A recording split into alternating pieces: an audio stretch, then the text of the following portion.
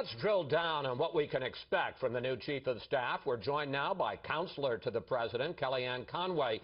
Kellyanne, I want to start with a question that my colleague Martha McCallum asked you on Friday, whether or not all of the White House staff will now report to the new Chief of Staff, General Kelly. Here's your answer.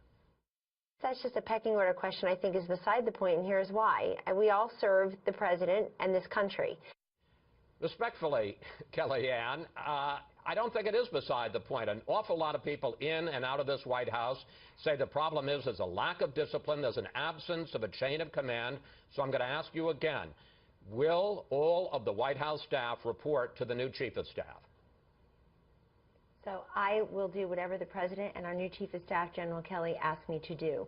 And yesterday I was on Fox and Friends and said very clearly that if we can have protocol, pecking order, discipline, and a Chief of Staff that empowers the staff to succeed.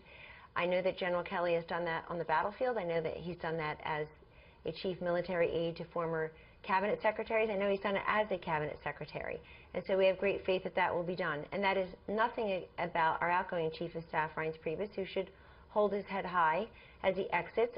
Many great things happened in the first 6 months during his tenure, and I think that Reince will go down as one of the most successful and certainly longest serving RNC chairs, where as chair they were able to raise a great deal of money and improve a digital and grassroots operation that allowed the Republican Party to succeed by getting the House, the Senate, the governorships, the state legislatures.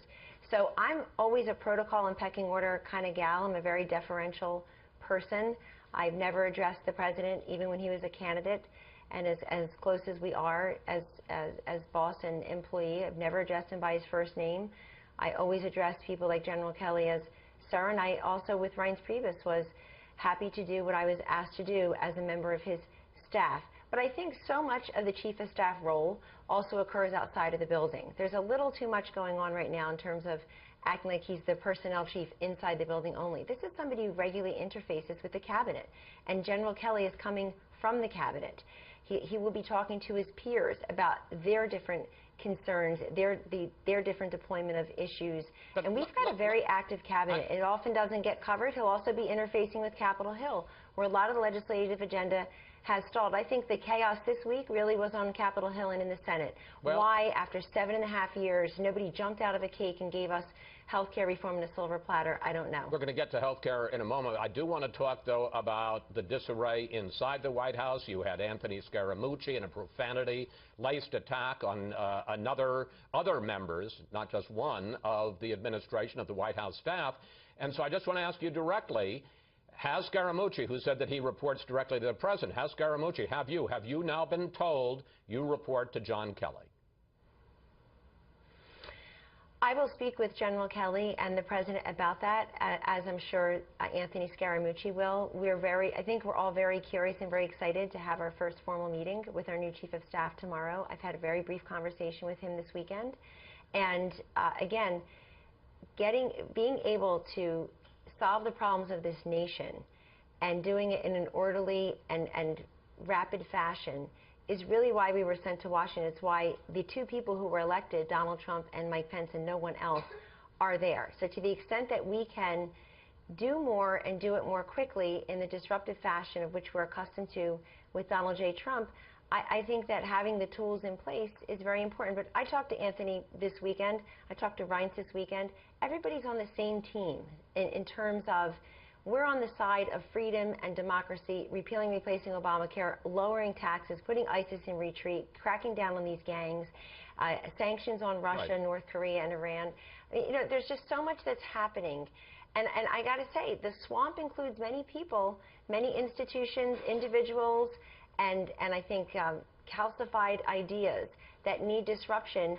And it includes folks also on Capitol Hill who I don't know what they were expecting, Chris. Were they not expecting Donald Trump to make good on his campaign promise and the moral imperative of getting the 20 million plus Americans who have no health care coverage the relief they need, the 6.5 million who are willing to fork over money, $3 billion worth to the IRS rather than get simple Obamacare coverage? Did they not expect this President to go ahead and do what he said he was going to do? You've got to allow me to ask some questions here. I want to ask you about one more question on the administration, then we'll move on to health care.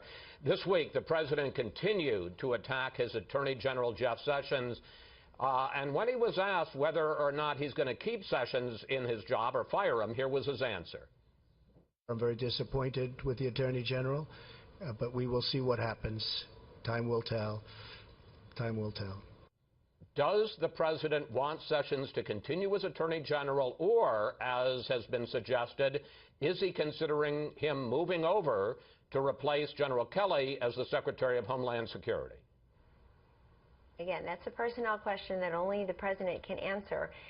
So just on Friday, Thursday and Friday, you had Attorney General Sessions in El Salvador and you had President Trump on Long Island, both working toward the same goal, which is to stop these vile groups, these MS-13 gangs, who are murdering innocent Americans and bringing drugs and violence into our communities. I so understand you saw that. the President and the Attorney General working at the same time. Well, he's working. No, but I understand he's working. The question is he considering him moving over, if the immigration part of this is so important, to be the Secretary of Homeland Security? I won't comment on that, but I will tell you that the president has expressed frustration about the recusal. So much has flowed from that recusal, and so much of President Trump's agenda flows from the Department of Justice. Many of the primary issues in the program he won successfully on go through the Department of Justice. And look at what's happened with this ridiculous Russian collusion delusion. You see all these journalists who built entire TV sets and lower thirds and screaming graphics and breathless coverage now slinking away this week, Chris, from the Russian collusion coverage. Why? Because you have everybody from Jared Kushner giving his meeting with the House and the Senate and giving his public statement. You have no there whatsoever. It's completely vague. We were promised the next Watergate. We don't even have water polo. We don't have a watermelon. It's so ridiculous. And the only thing I can see happening with Russia right now is this fusion GPS matter.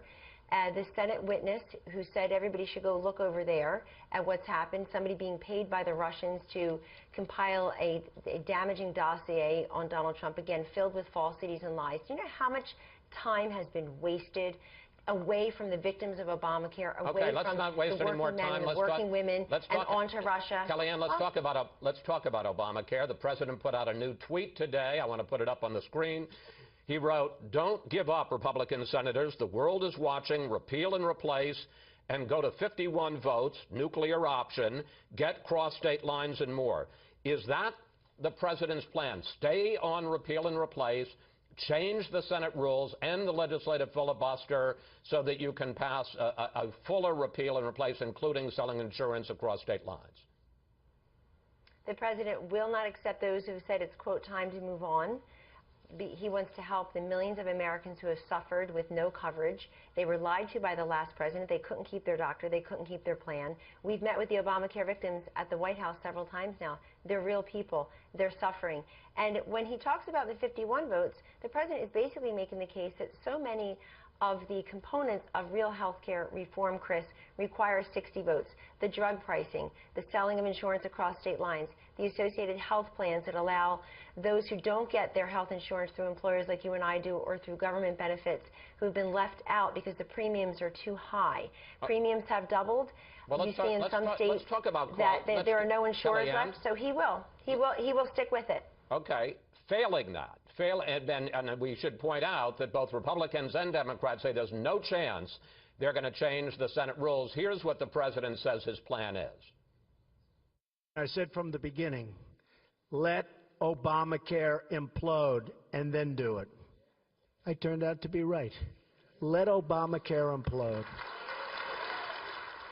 Failing repeal and replace, is that really what the president intends to do? Does he intend to cut off what are called cost-sharing reductions, which lower the out-of-pocket expenses for people, lower-income people? And what about, you talk about real people, what about the millions of people, while Obamacare is imploding, that are going to lose health care coverage? So, Chris, I saw the comment from Mr. Schumer, Senator Schumer, about this. What is their plan to help? These CSR payments are being made, and we've already got an opinion by one court, because you have members of Congress who sued to say that under Obamacare, this money was never authorized through the Congress. And so they would like an opportunity to do that, which is, of course, the normal course of business. So is the president going to cut off the CSR payments, the out-of-pocket payments? He can do it starting next month, this week.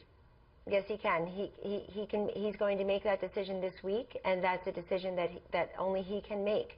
But let's go back to what we're really talking about here. When he said yesterday in the same tweet, I believe, about the bailouts for insurance companies, bailouts for members of Congress, he's talking about the CSR payments. He's also talking about this really sweet deal that the members of Congress and their staffers have, where they are not beholden to the same health care that so many Americans say is unaffordable and unsustainable and untenable. And this is exactly what so many Americans hate about Washington, D.C.